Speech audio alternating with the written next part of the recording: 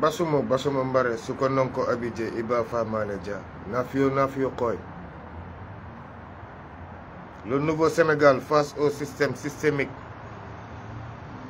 Parce que le nouveau régime a employé tous ces deux mots. Il y a le système systémique. Parce que là, je pense qu'il y en a certains qui se pensent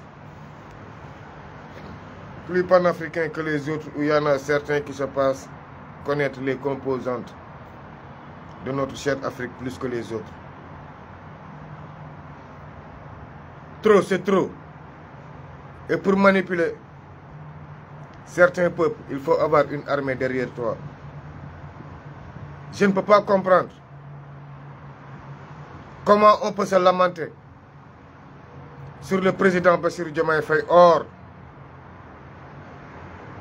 il y a 17 millions de Sénégalais qui ont des problèmes de logement. 17 millions de Sénégalais qui ont des problèmes de nourriture.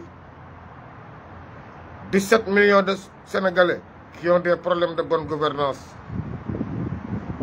17 millions de Sénégalais qui ont des problèmes de foncier. Mais Sonko est l'espoir, raison pour laquelle vous entendez ce brouhaha. Frères africains, savez-vous que parmi beaucoup d'entre nous, ceux qui se pensent intellectuels, qui manipulent bien la langue française, ils se pensent plus intègres. Et puis, ils se pensent qu'ils sont dans un état normal, quoi.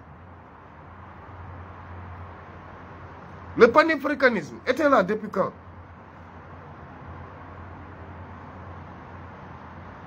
Le panafricanisme était là depuis quand?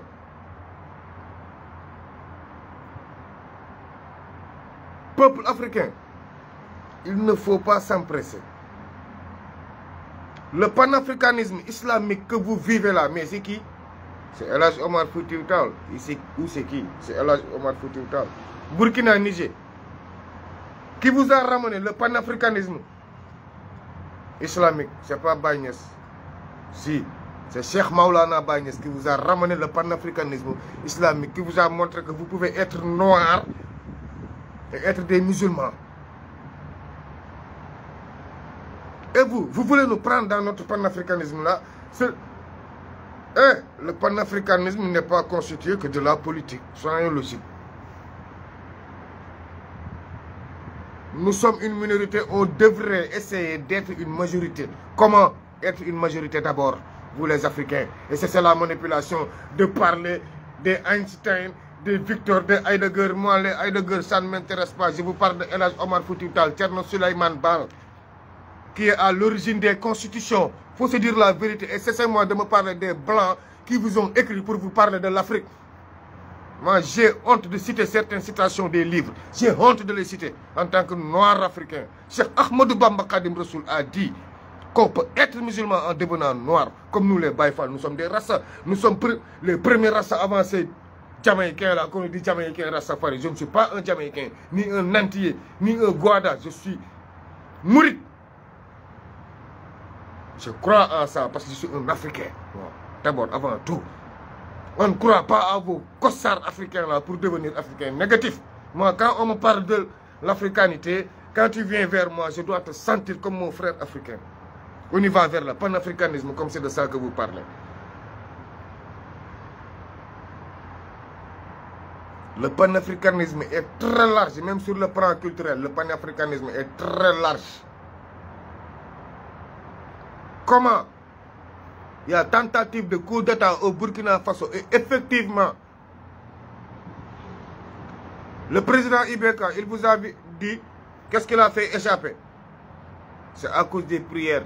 Mais là où il était, c'est carrément bombardé. Il y a des officiers qui sont morts. Regardez bien les gardes-corps de Ibeka.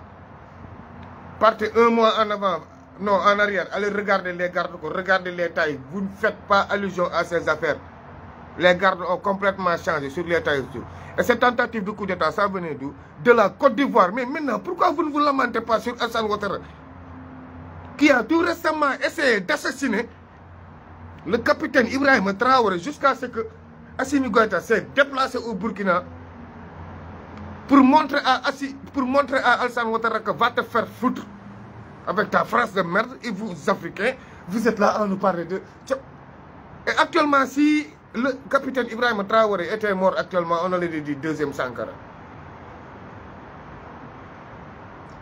Vous êtes des panafricains. Le Burkina, là, il y a de sérieux problèmes au Burkina. Assimi Goïta ne se déplace pas n'importe comment. Vous qui parlez de la Russie, mais est-ce qu'actuellement au Burkina, il y a des militaires russes? Négatif, c'est Assimi Goïta qui l'a dit. Il n'y a pas de militaires russes sur le terrain. La Russie a besoin de ses hommes. Donc Assimi Goïta a formé ses hommes. Donc ce n'est pas la Russie qui va venir nous défendre. Non, non, non. La Russie va nous armer, mais pas nous défendre. Négatif, l'Afrique n'a plus besoin d'une défense étrangère. Ses enfants sont assez matures. Ses enfants sont assez grands pour se défendre. Et puis panafricain, j'étais sur la même longueur d'onde que vous. Là, c'est là, parce que c'est des civils qui vont le changer. Mais si c'était un coup d'État, comme on l'avait prétendu, mais ça allait être plus rapide parce que... Mais un coup d'État, mais c'est simple, mon frère. On a dissous la Constitution et puis c'est fini. Toutes les institutions sont dissoutes. Donc c'est simple de procéder par un coup d'État pour dissoudre les institutions. Mais ça, c'est pas un coup d'État. C'est ça le problème. C'est l'entendement que nous n'avons pas. Mais pensez-vous que si la France était d'accord avec le président Bassirou Diomaye Faye, il allait nommer le général Kandé des forces spéciales de l'armée sénégalaise comme chevalier de l'ordre du mérite? Pensez-vous que si Bassirou Diomaye Faye était flexible comme Macky Sall ou flexible comme les autres là? Non, non, non, non, les gars, il faut qu'on se respecte. Il faut argumenter les discussions. Allez parler du criminel de l'Afrique, Alassane Ouattara, qui est en train de nous manger, de nous massacrer, nous les Africains. Allez parler des grands criminels de l'Afrique. Paul Biya. Vous les panafricanistes. Vous les panafricanistes, je vous défie. Paul Kagame, c'est une référence. Une référence qui est là depuis 1994. Et puis c'est vous qui me réclamez. C'est vous qui réclamez la démocratie. Maintenant, on demande à Paul Kagame déjà de changer tout le côté là-bas. Congo, Kinshasa et partout. Il faut se dire la vérité, se regarder face à face. Vous n'êtes pas plus argumenté que nous. C'est dommage que moi, je n'entre pas dans des débats de bas étage. Je ne suis pas de ce niveau. Négatif. La guerre résout. Mais la guerre ne résume pas. La bouche détruit, la langue enterre.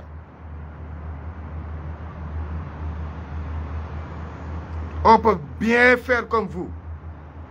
Être dans les réseaux sociaux comme vous. Mais on n'a pas ce temps. On ne peut pas développer un pays en 2 ans.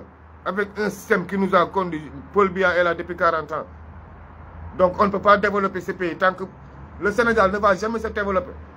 Tant que Paul Biya est au pouvoir. Tant que Paul Kagame est au pouvoir. Voyez-vous? Poutine, il est là depuis quelle année? Est-ce que Poutine c'est un démocrate? Parlons de la démocratie. Moi qui vis avec les droits de l'homme. Maintenant, venons à la démocratie. Vous les panafricains, et je suis plus panafricain que vous.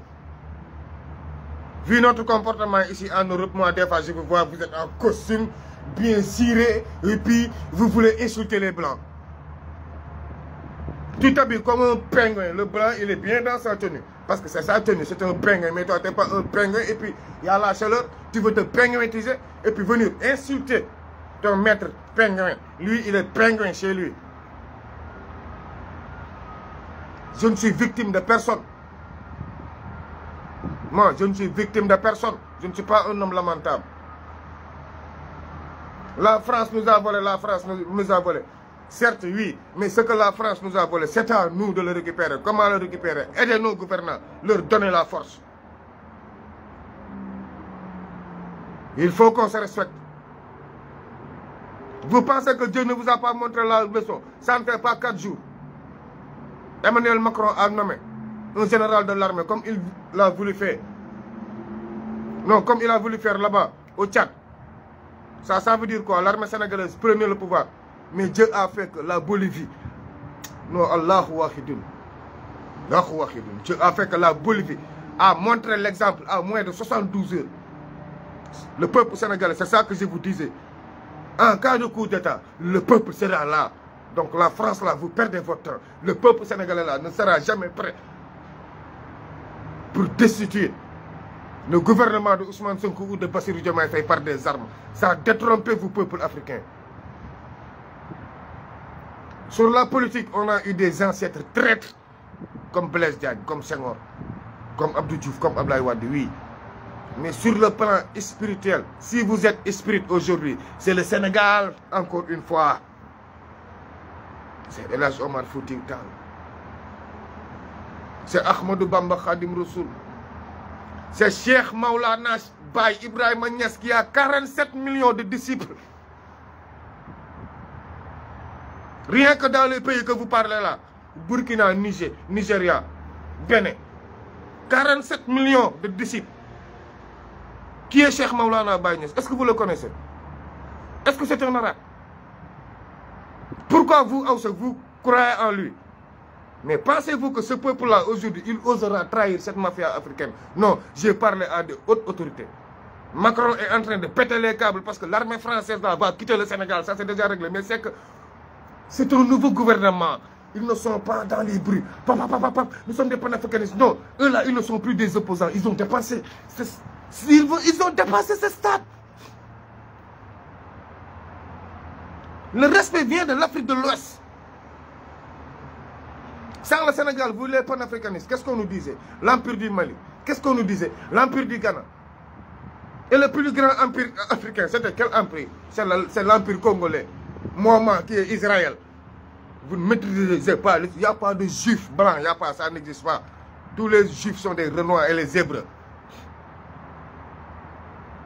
Là où on vous a ramené dire Israël, c'est loin de Israël. Là-bas, c'est la Palestine. Israël est là en Afrique, tout près. Où sont les Africains là? Et vous êtes des Africains. Il y en a qui se disent Alléluia, Amen. Vous ne croyez à rien du tout qu'à votre poche. Moi, je ne crois pas à ma poche. Je crois à une idéologie. Quel genre d'idéologie? Se comporter en tant qu'Africain, raisonner la jeunesse en tant qu'Africain. Mais tu ne peux pas te comporter en tant qu'un pingouin et puis vouloir raisonner comme un Africain. Moi, des fois, j'ai du mal à vous écouter. J'ai du mal à entendre. Je veux la vérité. Et j'aime dire la vérité quand je le sens. Je peux négocier, mais si je veux dire stop, je vous dis merde et puis j'avance. Demain, je fais partie des vrais panafricains. Parce que demain, il y avait une marche prévue au Mali ou à l'ambassade du Sénégal. Mais pour quelle raison? C'est que moi, ce qui me pose problème, j'ai des problèmes. Soit c'est Bolloré qui paie. Parce que comment Alassane Ouattara peut tenter à la vie de Ibrahima Traoré et puis tout le monde attaque Ousmane Sonko et Bassirou Diomaye Faye. J'ai des problèmes. L'Afrique, j'ai des problèmes. Mais vous êtes au courant que c'est Alassane Ouattara qui a essayé de tuer le capitaine Ibrahima Traoré. Mais donc, pourquoi passer par 4 chemins? Qui vous a payé pour parler de Bassirou Diomaye Faye et la France? Qui vous a payé encore une fois? Qui vous a payé pour dénigrer comme ça le Sénégal, vite fait, jusqu'à organiser des manifestations? Qui vous a payé? Si ça ne vient pas de Macky Sall, Bolloré, Alassane Ouattara. Et puis vous pensez que les armes là qui sont disparues au Sénégal ne vont pas se retrouver? Si, on va retrouver les armes parce que j'ai des pistes déjà. Je vous ai déjà pisté sur des groupes WhatsApp. Espèce de lâche. Non, le Sénégal et les Africains là, on a des problèmes. Le gouvernement là ne sera pas destitué. La Bolivie, Dieu nous a montré l'exemple à tenir et le comportement à soutenir en cas de pépin. La Bolivie nous a montré l'exemple. Car la France nous a voulu le faire par le dos. Ça ne se fera pas, peuple africain. Non, non, non. Ce n'est pas par les bala là. Non, non, non. Sonko, s'il doit trahir, là, on le fera entre nous. On sera unis et Sonko, s'il doit trahir, lui-même, on va l'exécuter. Donc, pourquoi la charrue avant les bœufs? Attendez que l'armée française commence à dégager parce que leurs armements ont commencé à rejoindre l'aéroport Léopold Sédar Senghor qui est un aéroport militaire. Avant de râler, il faut rentrer dans les secrets de l'État pour parler. Et puis je ne vais pas rentrer dans les secrets car j'ai le code d'honneur militaire. Je ne peux pas rentrer dans certains secrets. Je ne suis pas vous, vous n'êtes pas moi. Il faut qu'on se respecte, cher peuple africain. Il faut qu'on se respecte. Vous n'êtes pas plus mûr, ni plus capable, ni plus intègre, ni plus intellectuel. Et moi, l'intellectuel, L'intellectualisme, maintenant, j'ai honte de vous parler de mon intellectualisme. Parce que je lis les chassides de Cheikh Ahmadou Bamba Khadim Rassoul, mais pas les livres de Heidegger, ni de Einstein, ni de Vladimir Poutine, ni de Charles de Gaulle. Je m'en bats les couilles de ces livres. Moi, c'est Thierno Souleymane Baal que je crois. Moi, c'est El Hadji Malick Sy qui m'écrit sur la vie actuelle, comment se comporter, comment se faire, comment se tenir. C'est ça qui m'intéresse, mes frères africains. Nous sommes noirs entre nous. Essayons d'être unis d'abord. Laissons Bassirou Diomaye Faye régler le problème du Sénégal. 196 000, 17 000 km², 17 millions d'habitants. Vous voulez qu'il gère le problème de tout l'UEMOA? Non, c'est impossible, les gars. C'est impossible. Il faut qu'on se calme. Si Paul Biya quitte, le Sénégal va se régler. Oui. Si Alassane Ouattara quitte, le Sénégal sera réglé. Si Paul Kagame quitte, le Sénégal sera réglé. C'est simple comme bonjour.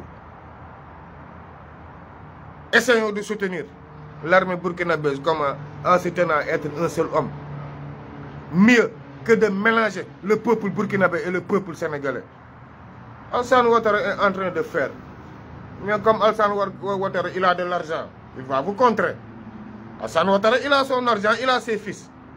Si vous injectez de l'argent, lui aussi, il injecte. Ses enfants vont vous contrer. Mais nous, Sénégal, comme que c'est le gouvernement, que le bon Dieu est descendu eux-mêmes les élire. Pourtant, tout le monde priait pour eux. Mais après leurs élections, ils te disent que c'est le bon Dieu qui est descendu voter. Ah, on laisse le bon Dieu venir parler, mais nous, on va parler.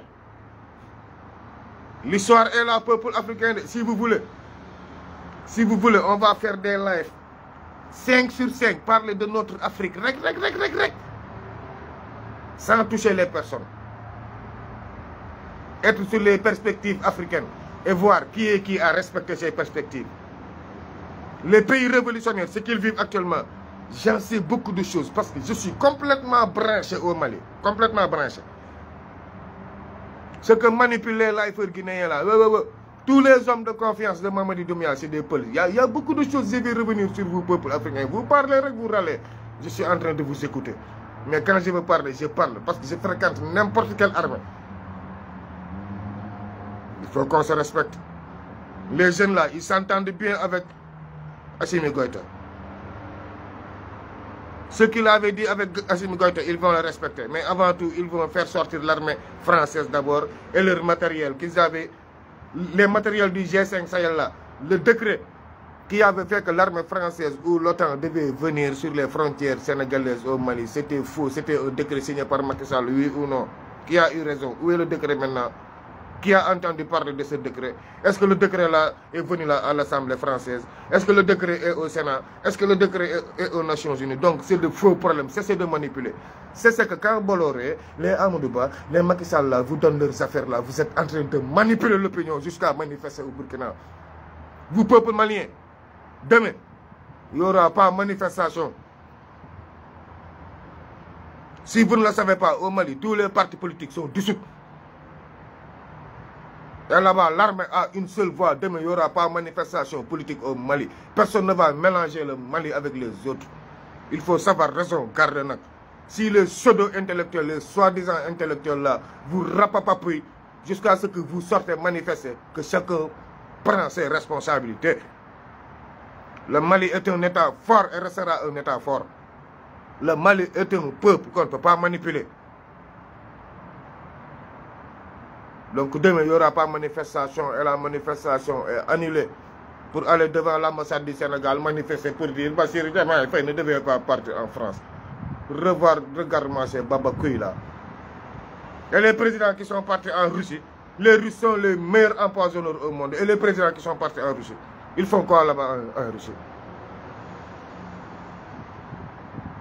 Peuple sénégalais, faut que nous dajalo ñun doon ben. Bàyyi yenn ñenn ñi bu ñu bëggee tooj wax bi rek dañ koy tooj boo leen comprendre ñu bëri ñu ngi may woon naan ma Kayz Fof mën leen déedéet est-ce que déglu ngeen lu Kayz Fof wax moom dafa ne comprendre tout parce que ñoom France bee seen problème te man France du sama problème parce que man xam nga rek dama teel a politique mënuñoo wax tey ñu ne ñun nañ waa ñun nee ñun nañ dem AES tey Sénégal soxla woon na 1100 milliards 1100 milliards yi les 1100 milliards yu Sénégal soxla woon qui est le pays de l'Afrique qui était prêt à donner à ce gouvernement-là 1100 milliards pour qu'il décante la situation des salariés? Qui était le pays de l'AES ou de l'Afrique même, de l'UEMOA, qui était prêt à décanter 4000 et quelques milliards pour décanter la situation? Qui est le pays? Qui est le pays qui était prêt à donner 43 milliards aux paysans sénégalais pour que le gouvernement paye les paysans sénégalais? Ban dëkk moo pare woon pour def loolu ci ñun Afrique? Politique dafa ànd ak ay partenaires. Munoo yor CFA ma yor CFA may ñëw wut ci wàllu ci yow soxlaaw ma sa CFA faal ñoo tolloo xaalis.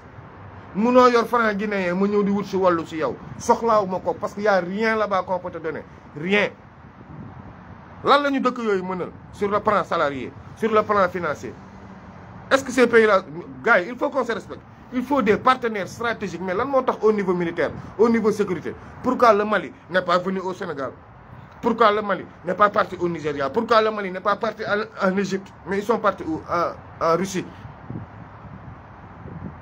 Et le Niger? Pourquoi le Niger est parti jusqu'aux États-Unis? Aïe, il y a une base américaine de drones qui est au Niger. Pourquoi vous n'en parlez pas?